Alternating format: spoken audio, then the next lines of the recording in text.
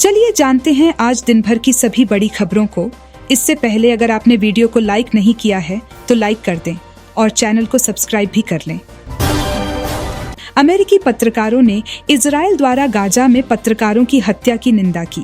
America के पत्रकारों ने इजराइल द्वारा गाजा में पत्रकारों की हत्या के खिलाफ एक निंदात्मक बयान जारी किया है और पश्चिमी देशों के मीडिया संस्थानों से फिलिस्तीनियों के खिलाफ इजराइल के अत्याचारों को कवर करने में ईमानदारी बरतने की अपील की है।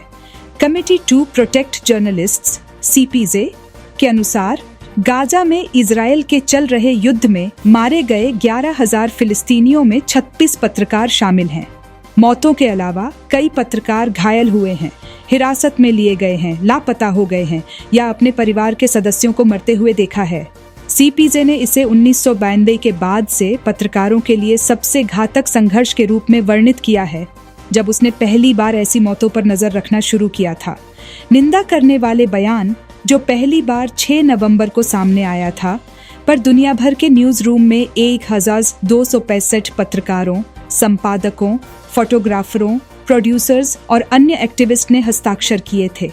बयान में कहा गया है, हम गाजा में पत्रकारों के खिलाफ हिंसा को समाप्त करने का आग्रह करने और पश्चिमी मीडिया संगठनों के नेताओं से फिलिस्तीनियों के खिलाफ इजराइल के बार बार होने वाले अत्याचारों के कवरेज पर स्पष्ट नज़र रखने के लिए लिख रहे हैं। इसने पश्चिमी मीडिया में इजराइल और फिलिस्तीन के बीच चल रहे युद्ध और लंबे समय से चल रहे संघर्ष की पक्षपातपूर्ण कवरेज की भी निंदा की है। इसमें कहा गया है, हम पश्चिमी न्यूज़ रूम को अमानवीय बयानबाजी के लिए भी जिम्मेदार मानते हैं, जिसने फिलिस्तीनियों के नस्लीय सफाई को उचित ठहराया है। अमेरिकी प्रकाशनों में दोहरे मानदंड, अशुद्धियां और भ्रांतियां प्रचुर मात्रा में हैं और इन्हें अच्छी तरह से प्रलेखित किया गया है। बयान में कहा गया है, गाजा पट्टी में फंसे पत्रकार व्यापक बिजली कटौती, भोजन और पानी की कमी और चिकित्सा प्रणाली की खराबी से जूझ रहे हैं। वे प्रेस के रूप में अपना काम करते समय और रात में अपने घरों में मारे गए हैं। रिपोर्टर्स विदाउट बॉर्डर्स की जांच से यह भी पता चलता है कि दक्षिण लेबनान में 13 अक्टूबर को 2 इजरायली हमलों के दौरान पत्रकारों को जानबूझकर निशाना बनाया गया, जिसमें रॉयटर्स के वीडियोग्राफर इस्साम अब्दुल्लाह की मौत हो गई और 6 अन्य पत्रकार घायल हो गए। बयान में पत्रकारों के परिवारों पर हुए हमलों के भी उदाहरण दिए गए हैं। बयान में कहा गया है, इजराइल ने विदेशी प्रेस के प्रवेश को अवरुद्ध कर दिया है, दूरसंचार पर भारी प्रतिबंध लगा दिया है और प्रेस कार्यालयों पर बमबारी की है। पिछले महीने गाजा में करीब 50 मीडिया मुख्यालयों पर हमला किया गया है। इजरायली बलों ने न्यूज़ रूम को स्पष्ट रूप से चेतावनी दी है कि वे हवाई हमलों से उनके कर्मचारियों की सुरक्षा की गारंटी नहीं दे सकते हैं। बयान में कहा गया है कि इजराइल की कार्रवाइयां व्यापक पैमाने पर अभिव्यक्ति के दमन को दर्शाती हैं। बयान में फिलिस्तीनी पत्रकार सिंडिकेट द्वारा पश्चिमी पत्रकारों से किए गए उस आग्रह का भी जिक्र किया है, जिसमें उन्होंने उनसे पत्रकारों को निशाना बनाए जाने की निंदा करने का आग्रह किया है। बयान में कहा गया है, हम गाजा में अपने सहयोगियों के साथ खड़े हैं और नरसंहार एवं विनाश के बीच रिपोर्टिंग करने में उनके साहसी प्रयासों की सराहना करते हैं। उनके बिना जमीन पर हुई कई भयावह घटनाएं सामने नहीं आ पाती। पत्र में कहा गया है, हम पत्रकारों और अन्य नागरिकों के खिलाफ हिंसा को समाप्त करने के लिए इजराइल से स्पष्ट प्रतिबद्धता की मांग करने में रिपोर्टर्स विदाउट बॉर्डर्स, अरब एवं मध्य पूर्वी पत्रकार संघ और इंटरनेशनल फेडरेशन ऑफ जर्नलिस्ट्स समेत प्रेस संघों के साथ एकजुटता दिखाते हैं। पश्चिमी न्यूज़ रूम्स को गाजा के पत्रकारों के काम से काफ़ी लाभ हुआ है और उन्हें उनकी सुरक्षा के लिए तत्काल कदम उठाने चाहिए। बयान में अमेरिकी मीडिया द्वारा फिलिस्तीनियों पर इजराइल के उत्पीड़न को नज़रअंदाज करने की बात कही गई है। इसमें कहा गया है, 2021 में 500 से अधिक पत्रकारों ने एक खुले पत्र पर हस्ताक्षर किए थे, जिसमें इस चिंता का भी जिक्र था कि अमेरिकी मीडिया संस्थान फिलिस्तीनियों पर इजराइल के उत्पीड़न को नज़रअंदाज करते हैं, फिर भी निष्पक्ष कवरेज का आह्वान अनुत्तरित रहा है।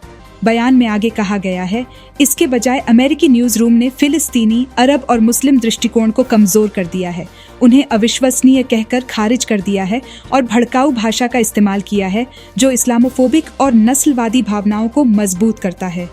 उन्होंने इजरायली अधिकारियों द्वारा फैलाई गई गलत सूचना छापी है और गाजा में अमेरिकी सरकार के समर्थन से नागरिकों की अंधाधुंध हत्या की जांच करने में विफल रहे हैं।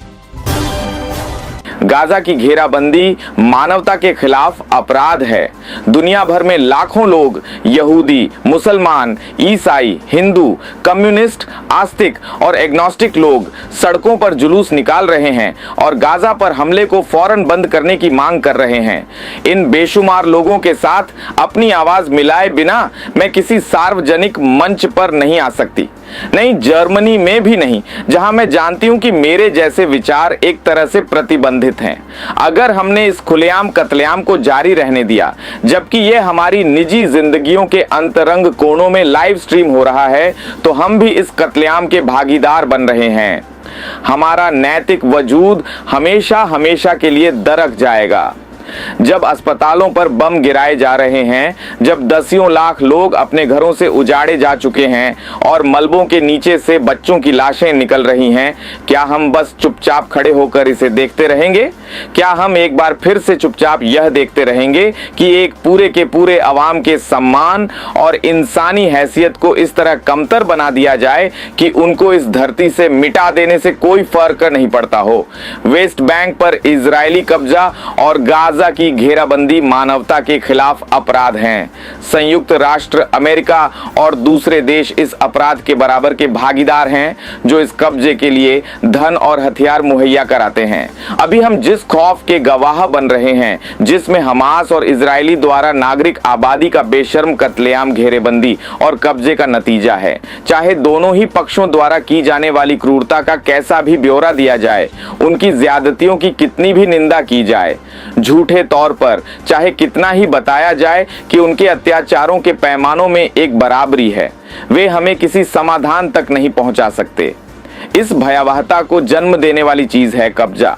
कब्जा ही वह चीज है जो अपराध करने वालों और उस अपराध का निशाना बनने वालों दोनों पर हिंसा कर रही है।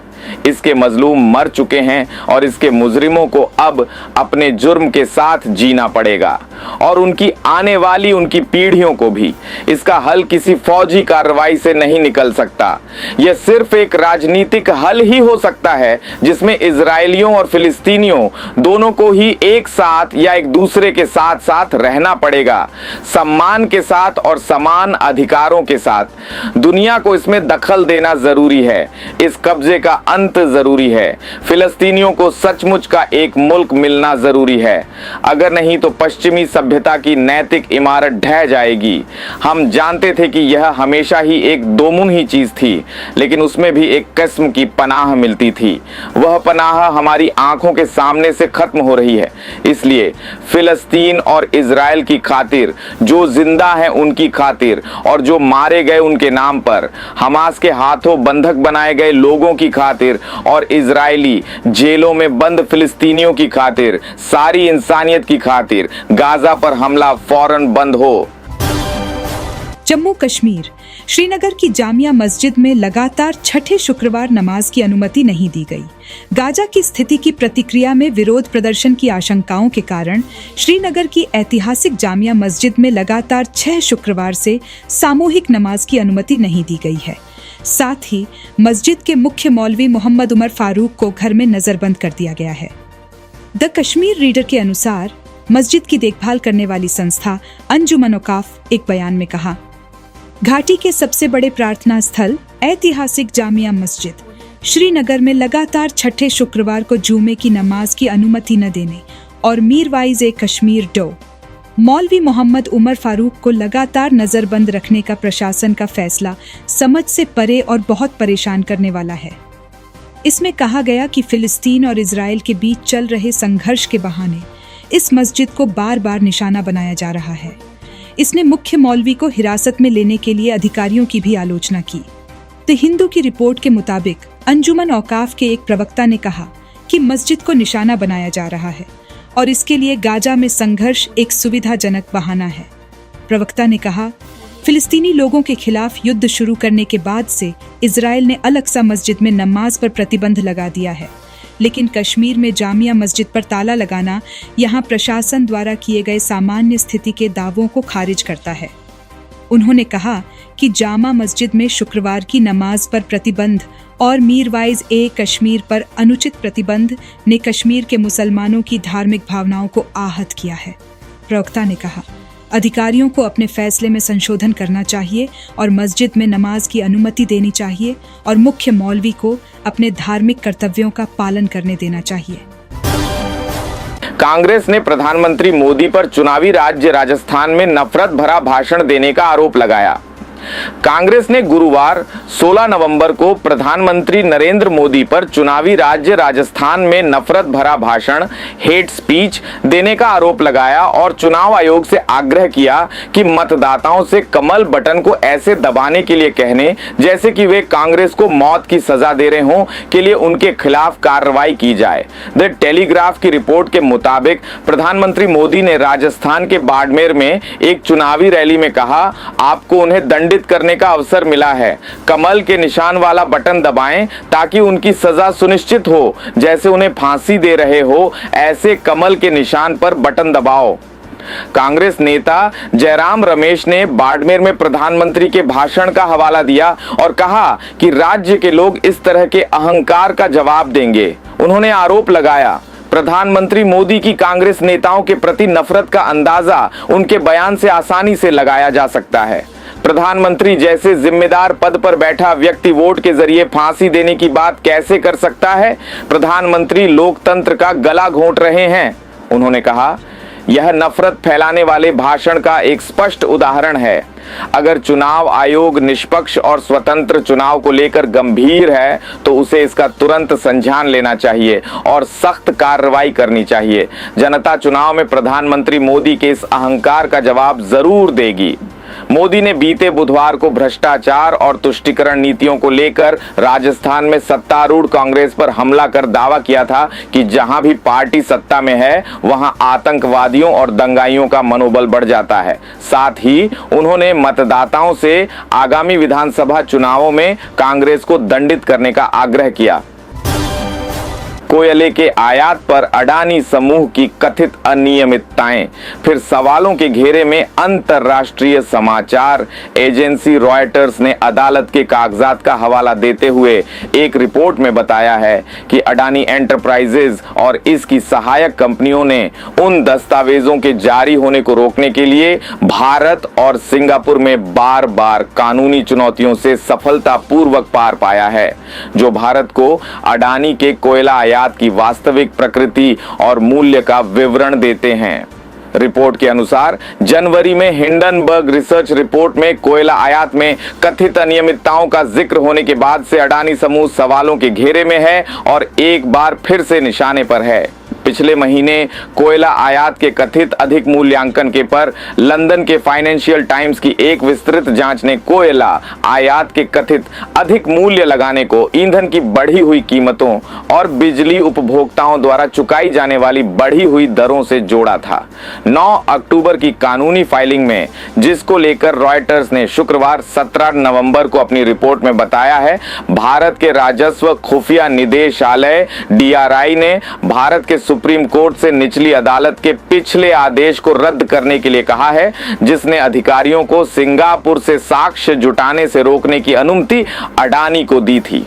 समाचार एजेंसी के अनुसार DRI का कहना है, कंपनी अधिकारियों के साथ दस्तावेज साझा करने के कदम को वर्षों से विफल करती रही है। अडानी समूह ने किसी भी गलत काम से इनकार किया है और रॉयटर्स से कहा है कि उसने 4 साल से अधिक समय पहले मांगे गए विवरण एवं दस्तावेज प्रदान करके अधिकारियों के साथ पूरा सहयोग किया था और उसके बाद जांचकर्ताओं द्वारा कोई कमी या आपत्ति पेश नहीं की गई थी।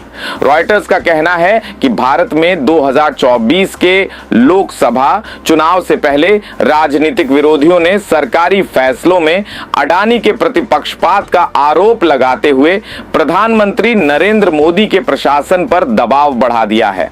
रॉयटर्स ने लिखा है, मोदी और अडानी, जो दोनों गुजरात से हैं, ने अनुचित व्यवहार से इनकार किया है।